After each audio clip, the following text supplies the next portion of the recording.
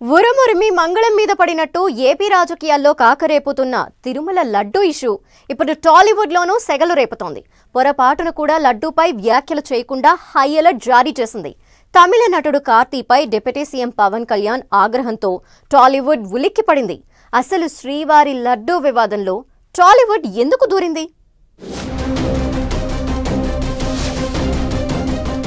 తిరుమల లడ్డూ వివాదం టాలీవుడ్ లోనూ చర్చకు తావిస్తోంది.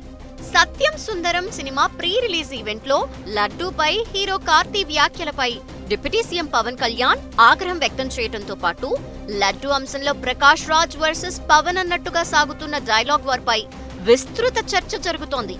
తెలుగు రాష్ట్రాల్లో ఏ సమస్య వచ్చినా స్పందించే టాలీవుడ్ ఈ అంశంలో ఆచి తూచి స్పందించాల్సి వస్తోంది.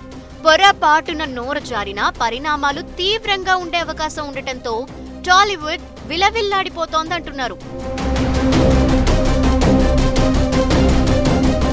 హీరో కార్తీపై పవన్ కన్నెర్ర చేయటం, కార్తీ వెంటనే క్షమాపణ చెప్పటంతో ఈ ఎపిసోడ్ కి ఫుల్ స్టాప్ పెట్టినట్టు భావించిన ప్రకాష్ రాజ్ మళ్లీ తేనె తుట్టును కదపటంతో లడ్డూ వివాదం నుంచి టాలీవుడ్ ఇప్పట్లో బయటపడే సూచనలు కనిపించడం లేదంటున్నారు.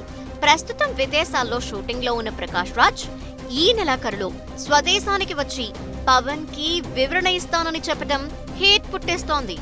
టాలీవుడ్ కి సంబంధం లేని అంశంపై ఇద్దరు నటులు వ్యాఖ్యలు చేయటం, పవన్ ఆగ్రహం చెందటంతో సినీ పెద్దలు కలవరపడుతున్నట్టు చెప్తున్నారు.